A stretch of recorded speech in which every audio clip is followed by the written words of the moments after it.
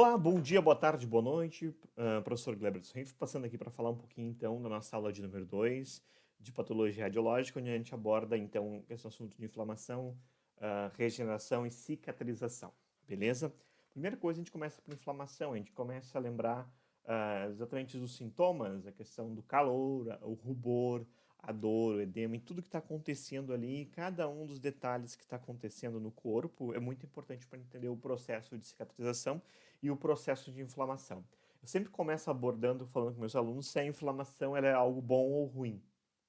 E aí sempre fica essa discussão, ela é boa ou é ruim? Ele diz, olha, se ela é boa, por que a gente toma um anti-inflamatório? E se é ruim, quando o paciente vamos dizer, faz uso crônico, não é recomendado para ele fazer uma cirurgia. E aí a gente começa a debater sobre isso, e eu quero que comece a refletir sobre isso, se a inflamação é algo bom ou ruim. Na verdade, ela é os dois.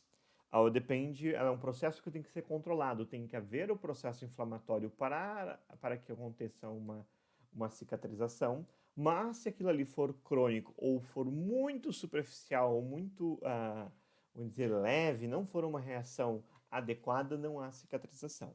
Vamos conversar então sobre cada um dos pilares.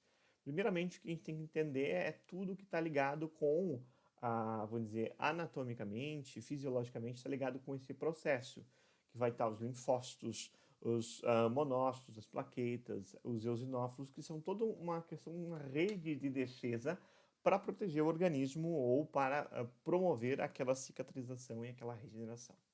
Primeiramente, então, a gente vai ter o quê? Os mastócitos, que são fonte de mediadores das estaminas e outros. Então, vai ter uma responsável pela resposta imune. Já os macrófagos, a alimentação, ele vai ser o tecido morto, ele vai fagocitar o tecido morto, papel de resposta imune. Tu tem os polinucleares, que é a eliminação de microtúbulos, tecidos mortos, então responsável por isso. As proteínas plasmáticas, então, são fatores de coagulação, mediadores solúveis da inflamação, então existe todo um mediador aqui. E a ideia lá da reparação. Então, tu quer lá no final que aquele tecido seja reparado e tem toda uma cadeia de defesa que vai ter que funcionar para que isso aconteça, e é o que a gente vai conversar ao longo desta aula. Primeiramente, aqui já começa mas é o conteúdo que é perguntado, que é os 5 fatores da inflamação. Primeiro fator, calor. Calor, rubor, o inchaço, a dor e a perda da função. Isso daqui é bem perguntado, quais são os 5 fatores, né? É bem comum.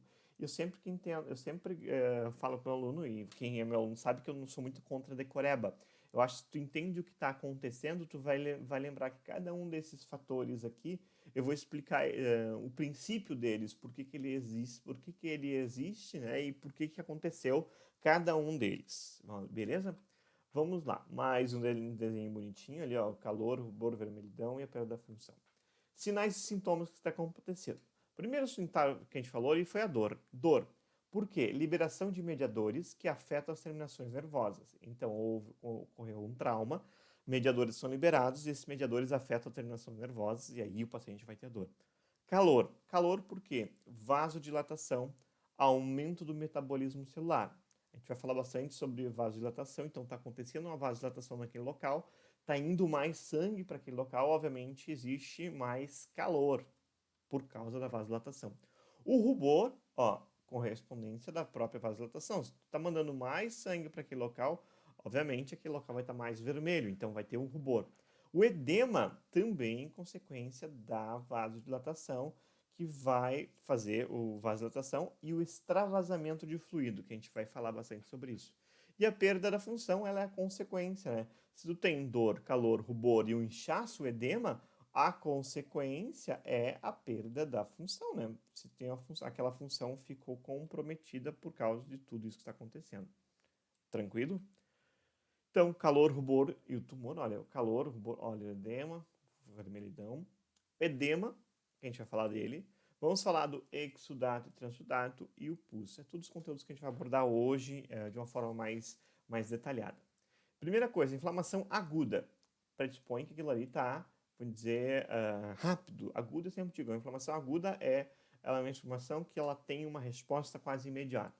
Então vai ter uma vasodilatação transitória. essa vasodilatação, né? Vai ter uma estase, então esse sangue vai começar a ficar mais parado na região, né? Pela própria vasodilatação, né? E vai ter uma marginação leucocitária.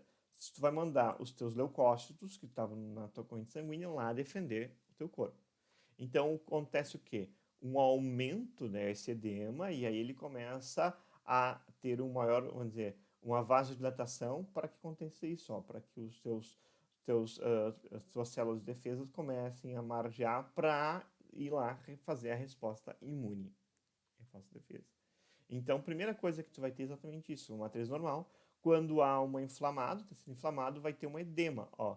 Aquele vaso que era assim, agora ele tá lá e tem muito mais volume. Obviamente, o tecido, o sangue que vinha aqui, ó, vinha circulando, encontra um espaço muito maior, por isso que ele tem uma estase, um aumento do fluxo sanguíneo, um sangue mais parado naquele local para fazer o processo de margeação leucocitária. E a gente fala agora desses dois carinhas, né? Que o primeiro dele é o transudato. É uma substância fluida que passa através do vaso com baixo conteúdo de proteínas. Guarda essa informação. Está passando, mas tem baixo. Por quê? Esse líquido não é proveniente de uma inflamação. Ele é característica de uma insuficiência cardíaca congestiva, uma hipoproteinemia e uma cirrose hepática. O que ele está falando aqui? Que esse paciente está perdendo o líquido via extracelular, via vaso, mas não é consequência de um processo inflamatório, mas sim de um aumento da pressão. Vou mostrar isso mais depois direitinho. Já o exudato, sublinha a palavra ex, né? Que a gente vai falar bastante, eu falo bastante do ex. O exudato é um fluido composto por células que escapam no vaso sanguíneo e depositam nos tecidos, como resultado de um processo inflamatório.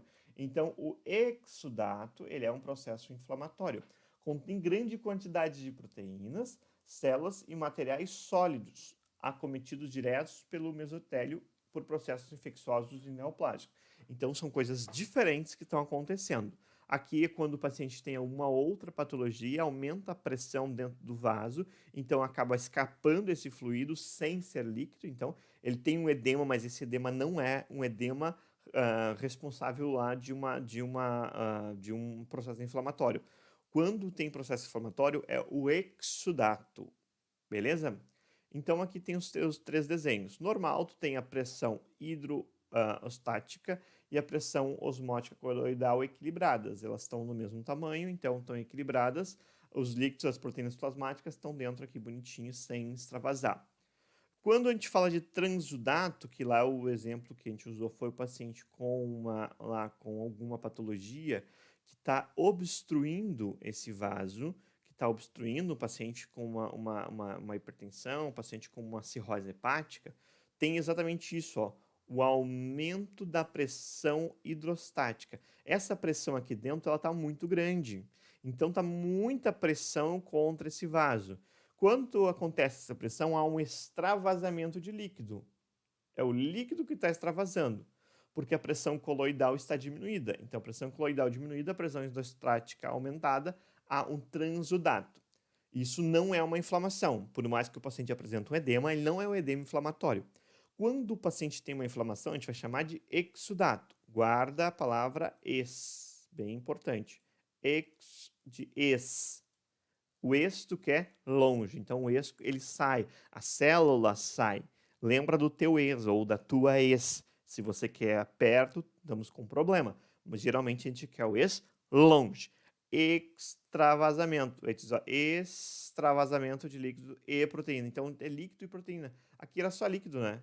Aqui agora é proteína, porque tá vendo o desenho, tem o líquido aqui, mas tem as mesmas bolinhas que estavam aqui dentro, as mesmas proteínas. Então isso acontece devido a uma vasodilatação e uma estase.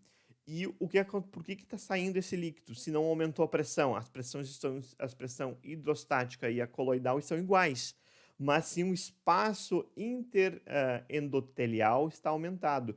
Há um espaço entre as células. Aqui tu vê que as células estão bem juntinhas, aqui as células estão bem juntinhas, mas a pressão está muito alta, passou só líquido. Aqui essas células abriram um espaço. Por quê? Porque essa inflamação tá sinalizando para o vaso liberar, abrir esse espaço. A gente vai falar sobre esses mediadores para que aconteça esse extravasamento tanto de líquido, porque não tem como sair só as proteínas, e proteína. Isso é importante para. Aqui a gente pega um paciente se tu olhar o pulmãozinho dele aqui, um pé-tórax, ele tem um paciente cardíaco. Por que isso? Porque se a gente olhar o tamanho do coração dele, tá bem marcado, bem grande, né? E tu vê aqui o botão aórtico, que a gente chama, ó, essa parte aqui é o botão aórtico. Ó, parece um botão mesmo, que vai ser o arco aórtico quando sai e tu vê que ele está bem grande, vamos dizer, avantajado, denso. E tu vê que o pulmão desse paciente está bem denso, né? Tem bastante densidade, bastante concentração. É um paciente com uma patologia cardíaca. Então, a gente olhando aqui um raio-x normal, olha o tamanho do coração do nosso paciente, eu já ensinei isso aí para vocês, né? Ó, bem pequeno. Olha o tamanho deste coração aqui, bem maior em relação ao restante. Então, e tu vê que aqui tem uma densidade maior e aqui uma densidade menor. Então, é um paciente. Então, o aumento do índice cardíaco, então vai ter uma cardiomegalia, porque há uma obstrução aqui, então o coração faz muita pressão. Lembra que a gente falou que o aumento da pressão coloidal, o aumento dessa pressão dentro do vaso vai causar um extravasamento de líquido. Esse extravasamento vai gerar uma densidade e um líquido aqui pulmonar. Então, o paciente tem um edema e esse edema não é devido a um processo inflamatório. Beleza? Então, isso que está acontecendo, a margeação desses leucócitos para acontecer. Ó. Tá aqui um vaso, um corte histológico, e os leucócitos começam a margear, eles começam a chegar próximo desta borda, da borda do vaso, para conseguir sair e ir até a área de dilatação. Então, o que a gente vai ter? Basicamente, a margeação leucocitária vai a partir de uma ativação do endotélio. Então, o endotélio daquele vaso, se a gente pensar um vaso aqui, esse endotélio ele vai ser, vamos dizer, como é que eu vou explicar isso? Né? Olha, vai ser sinalizado para esse endotélio que deixa ou que faça a margeação para que esteja uma rolagem, a aderência e a transmigração. Então, está passeando por aqui, mas ele tem que fazer o processo de ficar mais próximo, aderir e migrar. Ele precisa migrar e sair para lá e fazer o processo de defesa. Então, lá está o fluxo sanguíneo aqui, ó. Tá bonitinho, o corte bonitinho. Aí ele começa o quê? Tem uma sinalização, ele começa a fazer um processo de rolagem, ó. Ele vai ficando mais próximo, fez o processo de adesão. Então, quem vai ser? As selectinas são responsáveis. A adesão filme tem a beta 11 e a beta 12, que são as integrinas, que vai fazer essa adesão. Então, ele aderiu bem no cantinho entre uma célula e outra e ele vai fazer o processo de transmigração. Então, por isso que ele vai migrar e vai sair do vaso. E ali fez o processo, bem bonitinho, está migrado e vai fazer o processo de transmigração. E aí a gente fica falando isso aqui que eu tinha perguntado antes. A inflamação é algo bom ou ruim? Na balança, ela representa saúde ou representa doença? Ter um processo inflamatório é bom ou ruim para o nosso corpo? E aí eu sempre, como já disse, depende. Depende o que você quer estar pretendendo, né? Se aquilo ali é um processo exacerbado, é ruim. Se é um processo tão fraco, que não consegue fazer uma resposta, vamos dizer, não consegue fazer uma resposta adequada, também é ruim. Exemplo de inflamação. Ali a gente falou de erisipela. Ó, uma inflamação, caso clínico, uma fase aguda. A gente vai ter a pústulas, a gente vai ter o abscesso, a gente vai ter as meninges purulenta, que vão estar a questão do pus. Processo inflamatório clínico, apendicite aguda. Então, daqui o apêndice vermiforme, quando ele inflama, já sabe o problema que dá. Os próprios fecalitos, que é fezes ali, calcificadas. Exemplo de inflamação clínica, então, pneumonia bacteriana, então tem uma inflamação aqui. O mecanismo celulares moleculares da inflamação aguda, então, que tu vai ter todos esses caras, endométrio, membrana, fibrinas elásticas, o colágeno, os proteoglicanos, os macrófagos, fibrócitos, monócitos, é um conjunto de células de defesa para fazer o processo. É bem legal. O que a gente falou antes ali, então tu tens um processo ó, de selectinas aqui, ó, que vão sinalizar para acontecer uma rolagem. Aí depois de um processo de adesão e o processo de diapedese, que é a passagem dessa célula de defesa, para ir lá e combater. Mas tudo isso começou. Aquele vírus, aquela bactéria que entrou na pele, deu esse sinal para o vaso fez tudo isso para proteger. A evolução, então, tem primeira coisa o edema, né? O edema é o primeiro que acontece, ó. Então, menos de um dia tu tem o edema. Depois tu tens o que? A concentração de neutrófilos, que vai a um dia. E os monócitos e macrófilos vão de 2 dias em diante. Então fica um processo rápido, acontece, a atividade aumenta e faz vai embora. Então é exatamente isso que a gente conta, né? Só que esse processo não pode ser extremo, né? Não pode ser um edema gigantesco, não pode ter um neutrófilo gigantesco, mas é um processo que tem que acontecer, subir e terminar. E também não pode ser crônico, né? Os mastócitos. O que são os mastócitos? Então, são células aqui de defesas que vão estar relacionados com o processo de eles vão ser responsáveis por quê? Vai ter uns mediadores da inflamação, os fatores quimiotácticos. Então, há um mediador aqui que sinalizou para acontecer o processo alergeno ali. Então, entrou aquele micro-organismo estranho e vai acontecer todo esse processo. E aí tem tudo aqui acontecendo, todo um processo desencadeado, né? Bem complexo. Mas o que acontece? Lembra que eu falei de quantidade? Se a quantidade é muito baixa, ela está fazendo uma resposta inflamatória, mas ela é muito baixa, ela é muito simples, ela não tem uma resposta efetiva. Então, tu vai ter uma ativação do monotélio macrófago, as células de ativação, e então é uma inflamação local. Depende, se é uma inflamação, vamos dizer, pequena, tem que ser baixo mesmo. Quantidades moderadas, o que acontece? Olha, vai ter o paciente apresentar febre, regularmente reagentes à fase aguda no fígado. Efeitos sistêmicos, então tu vai ver o sistema do corpo do paciente parando. Agora, se essa quantidade for extremamente alta, peraí, é uma quantidade extremamente alta, vai acontecer o quê? O débito cardíaco, baixo débito, né? E a baixa resistência periférica, então vai ter uma lesão dos vasos e trombos. E tu vai ter uma síndrome de angústia respiratória e tu tem um choque séptico. Lembra que eu falei? Virtus e médio oeste, olha, nem muito baixo para uma inflamação ali, nem muito aguda, porque se lá uma inflamação, um corte no dedo, tu faz uma inflamação tão grande, pode levar a alguns problemas. Mas agora uma inflamação que fosse um pouquinho mais, a quantidade tem que ser moderada, tem que apresentar alguma coisa, tem que apresentar algum processo que é importante. Para isso, a gente falar de reparo. Então, reparo tem 2 tipos aqui. Ah, essa daqui é uma cicatriz de primeira intenção, porque a gente vê, e a gente sempre fala a primeira intenção, ela é um corte mais profundo e ela é uma coisa mais afiada, então o espaço que tu perde aqui é menor. Agora, uma lesão de segunda intenção, arranhão, uma coisa mais, ele deixa mais extenso e menos profundo. Isso aqui é bem importante. Importante saber que vai direcionar o tipo de reparo, né? O tecido atingido, que tipo de tecido está atingido? Tipo de lesão e tipo de extensão. Que tipo, se é a primeira, segunda intenção, é com algo perfuro-cortante limpo, estéreo, ou é sujo? Então, o que está acontecendo? Isso é muito importante. Mas primeira coisa, a gente tem que diferenciar o que é regeneração e o que é cicatrização. Regeneração, primeira coisa que tem que entender, regenerar é a substituição de células do mesmo parênquima, sem defeito residual ou perda funcional. Então, regenerar é a volta do mesmo tipo de célula naquele local. Então, regenerar, tu não faz diferente o que é uma célula nova, o que é uma célula após aquela lá. Diferente do processo de cicatrização. Cicatrização é a substituição de um tecido conjuntivo nas células, dos fibroblastos, principalmente proteína, por colágeno. Então, se tu olhar um corte no teu dedo, sempre vai ver que a cicatriz ela é mais clarinha. Porque não é um tecido da pele, mas sim um tecido cicatricional. Ele é um tecido rico em colágeno, por isso que ele é mais claro. Perfeito, vamos lá? A cicatrização é um fenômeno complexo e ordenado. Então, é complexo, mas tem uma ordem. Primeira coisa, indução de um processo inflamatório agudo. Lembra que eu comentei? Olha, tu cortou o teu dedo ali. Passou a faca, cortou. Vai acontecer um processo inflamatório agudo na lesão inicial.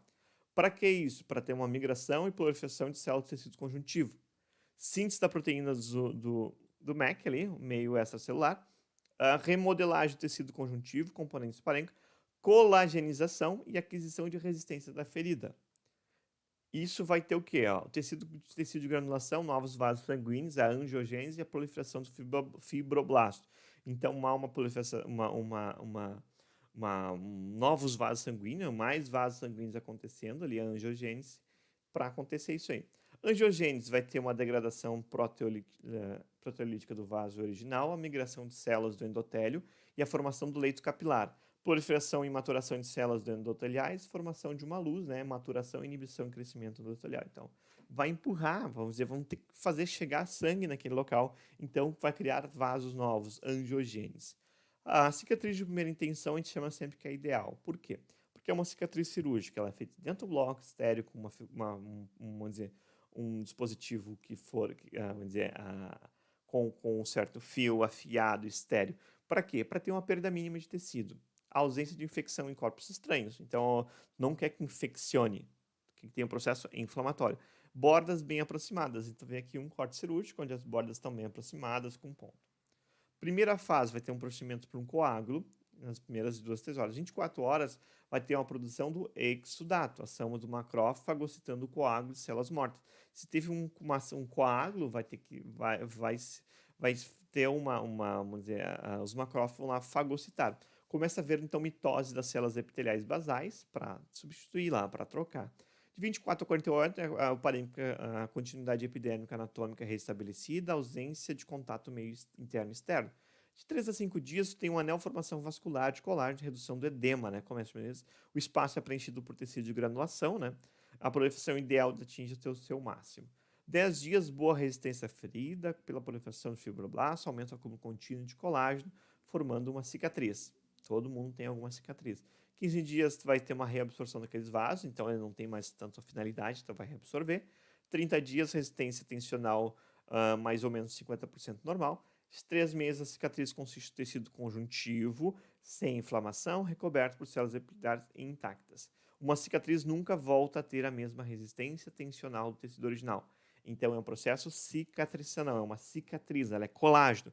Ela não é o tecido, então não houve uma regeneração. Se regenerasse, a gente nem conseguiria ver onde é que está a cicatriz e onde é que é o tecido original. Então, sempre ela tem uma menor, vamos dizer, tensionada. E a gente vê isso aqui. Então, cicatriz no final da cirurgia, 1 mês, 3 meses, 1 ano depois, bem localizado. Uma cicatriz de segunda intenção. De segunda intenção, essa imagem mostra bem, que ocorre quando há perda extensa de tecido. Então, não há mais há um espaço entre os tecidos. O crescimento de tecido de granulação acontece das margens para o centro. Como há um espaço, esse tecido vai crescer da margem para o centro. Então, ele vai ser um tecido mais, vamos dizer, uma cicatriz maior, mais demorada, porque às vezes foi um caco de vidro, foi alguma coisa que não tinha, vamos dizer, uma esterilização, então tem presença de corpo estranho, tem uma série de coisas que pode acontecer. Em relação à cicatriz de primeira intenção, ela tem uma perda maior de tecido, uma remoção maior de quantidade de detritos macrófagos e exudato, formação de uma quantidade maior de tecido de granulação. Claro, tem maior tecido para ser formado. Uma cicatriz maior, obviamente, uma cicatriz de segunda intenção, ela pode estar contaminada, pode ter vários outros problemas assim mesmo. Então, vai ter uma cicatriz muito maior. Evolução mais lenta, já que há uma perda maior de tecido. Além de ter uma perda maior de tecido, também pode ter contaminação, por isso é mais lento ainda. Efeitos da cicatrização. Então, os benefícios de uma cicatrização é a continuidade anatômica. Sempre. Anatomia é continuidade. Malefício, perda do parênquima funcionante. Então, uma cicatriz de uma pele não é mais a mesma pele, é um parênquima, não é o tecido, não é o mesmo ali. Então, interferência mecânica direta. Pensa sempre em pacientes com queimaduras, né? Aqueles queimados têm interferência mecânica. Sinéquia, queimado, você perde o movimento, que a gente estava falando. Salpingite, né? Cada cicatriz vai reduzindo uma redução da tuba, né? Provocando uma esterilidade secundária. Lá na tuba, quando acontece interferência mecânica direta, então não consegue mais mexer. Uma fibrose obstruindo drenagem, né? Linfática ou venosa, levando a edemas. Então, se uma cicatriz muito grande, pode ter também a questão de edema como continuidade. Benefício sempre continuidade anatômica, que é o que nos importa, né? Olha, a gente tem que continuar. Foi uma laparotomia aqui, benefício é a continuidade anatômica, mas não é o mesmo tecido. Os malefícios vai ter o que a gente está falando, sinéquia, salpingite, interferência mecânica direta, fibrose, obstrução da drenagem linfática. A cicatriz normal, né? A cicatriz anormal é grande, tumeiforme, formada por uma deficiência de cicatriz. Deficiência de ferimentos, hernias insidiosas, formação de extensa cicatriz, né? Excessiva de cicatriz, aqueloide, né? Que a gente vai mostrar depois fotos, contração excessiva lá nas queimaduras de terceiro grau. Tá aqui a cicatriz formada queloide, ó, que legal. Ela forma de uma forma excessiva e fica essa cicatriz toda de forma irregular. Aqui é um desenho que eu sempre falo, é um tipo de cicatriz que faz uma escarificação, tira a pele, e aí fica essa questão vamos dizer, a cicatriz fica a partir, a tatuagem fica a partir de uma cicatriz. Então eu sempre convido o pessoal que fizer da radiologia me manda foto depois. Olha aqui, esse é o processo. Pega, vai tirando toda a pele, vai causar uma cicatriz e vai ter uma tatuagem. Façam da radiologia e me mandem foto. Queimados, olha aí. Teve uma perda da continuidade, então perda da elasticidade, não é mais a mesma movimentação aqui. Não, a redução, tu vê o próprio dedo que está reduzindo a movimentação. As escaras, né? Decúbito demora uma fragilidade gerada pela compressão que leva a menor aporte sanguíneo arterial e menor retorno. Então, esses aqui são os caras, vai ter, então, geralmente no sacro, nas costas e no calcanhar. São regiões que elas são cicatrizes de dentro para fora, são uma lesão, porque a pessoa teve a partir de uma lesão, de uma perda de suprimento sanguíneo, né, nessa região, pela compressão, e aí gerando a cicatriz, vamos dizer, gerando o tecido morto. Então, esse tecido negro aqui tá no tecido morto que vai ter que ser desbridado. Aqui uma escara lá na sacra. Fatores que influenciam a cicatrização. Locais, né? Tipo, dimensão e localização do ferimento. Vascularização, bem importante, né? Infecção, se tu teve um processo infeccioso, retarda na cicatrização. Lembra que a gente comentou lá da segunda intenção, se tiver alguma ainda infecção, um processo inflamatório, um corpo estranho que infeccionar, vai demorar mais tempo ainda. A mobilização, onde é que essa região, né? Se tu daqui a pouquinho acaba movimentando e abrindo todo o espaço, tu vai demorar mais tempo. A luz ultravioleta, então, estimula a cicatrização em menor quantidade. Sistêmicos, então, sempre a idade é um fator bem importante, né? A nutrição, o jejum, menor síntese de colágeno, a vitamina C, maior síntese, né? Então, vitamina C, zinco vão sempre ser estimulantes da cicatrização. Distúrbios hematológicos, diabetes, sempre o paciente diabético é um paciente com problemas, um paciente com aterosclerose, vai ser um paciente com pouco suprimento sanguíneo e uma regeneração bem complicada. Hormonais, então, corticoides e cortisona sintético, anti-inflamatório que dificulta a cicatrização. Lembra que eu tinha comentado no início da aula? Falei, se o paciente faz uso de corticoide ou de algumas, ele vai ter uma resposta inflamatória menor, e não é muitas vezes o que a gente quer, né? E às vezes ele não vai conseguir, vamos dizer, fazer uma cicatrização adequada. E aí o pé diabético, né? Diabetes mellitus, dificuldade de cicatrização, elevada agregação plaquetária, prejuízo de circulação devido à arteriosclerose avançada. Microangiopatia, diabetes vai ter umas arteríolas comprometidas. E aí tem esse belíssimo pé que acabou tendo uma lesão, tu vê a pele bem descascada, um paciente diabético. Beleza, pessoal? Forte abraço. Até a próxima aí. Valeu.